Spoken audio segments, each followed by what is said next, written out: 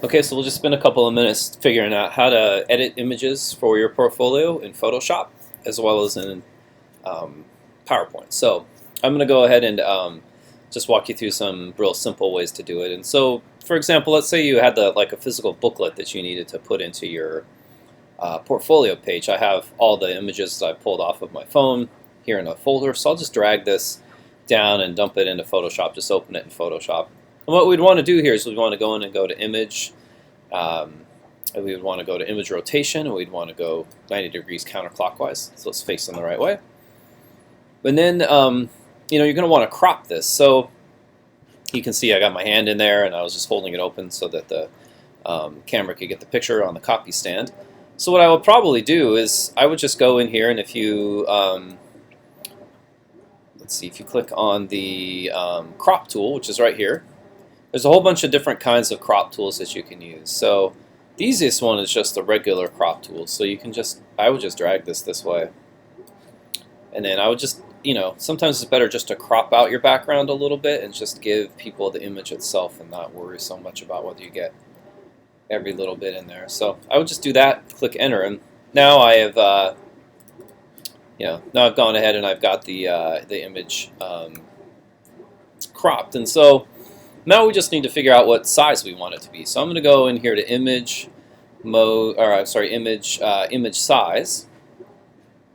And I think we're going to want to try and keep these about 1200, and I think 1240 is the max size that you're supposed to go. So you just want the width to be 1240. It doesn't need to be any bigger than that. Keep our resolution at 72 pixels per inch, and just click OK on that.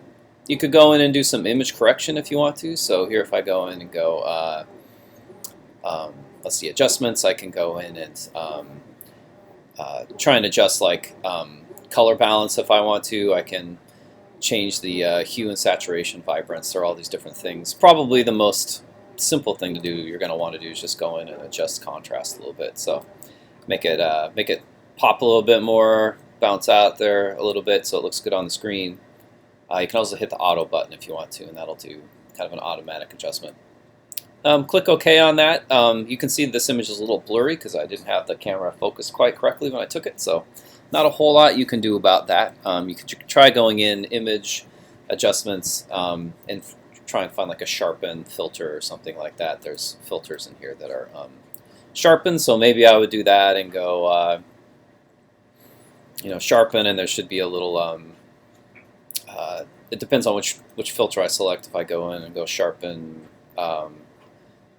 let's see, Sharpen More, you can see that now it's really starting to break down the image a little bit because it's just kind of like tightening up the differences between the pixels. So I'm probably going to back off that a little bit.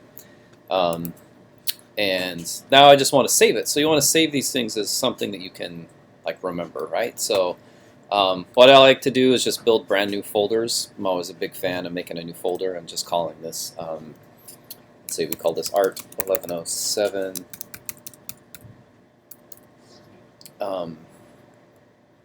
And so then just click Create, and then I would change the name of this to Unit 2, and you want to put your name in, so I would put my name here. And then Unit 2, like booklet, and then Image 1, right? So because that's the first image maybe I'm going to put in there.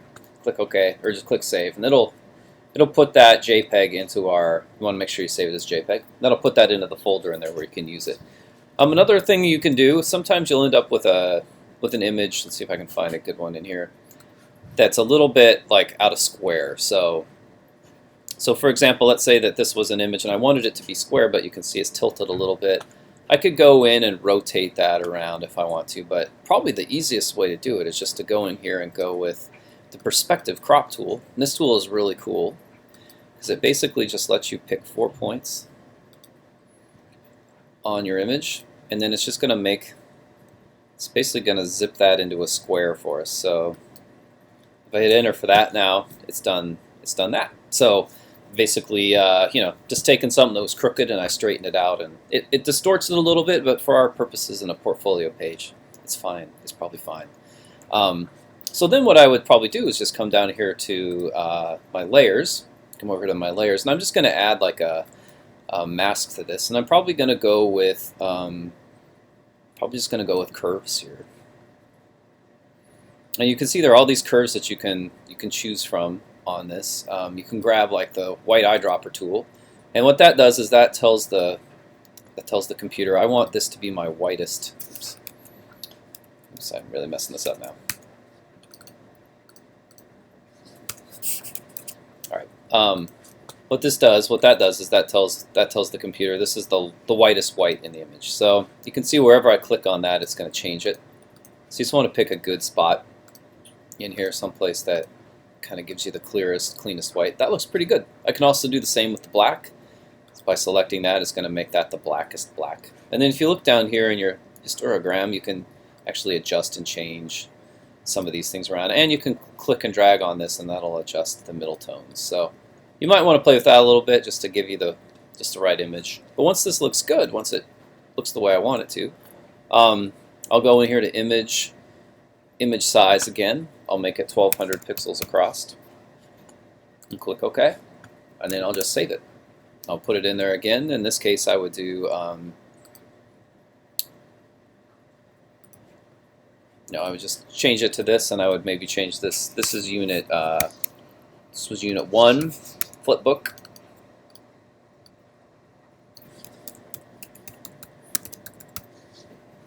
And then just click Save. So what you want to do is you want to go through all your images and just kind of clean them up, tidy them up so they look good, adjust the image contrast. There's also color adjustments that you can do. Again, down here through the Layers palette, you can go in and make adjustments to color balance if this image is black and white, but you can change those things around. And just make everything look really good. Save everything in a sensible way that's numbered and labeled in such a manner that you can find it, put it in a folder where you know where it is. And then we'll go from this to the next step, which is to go into PowerPoint and just kind of add our own text. So I'll show you that next.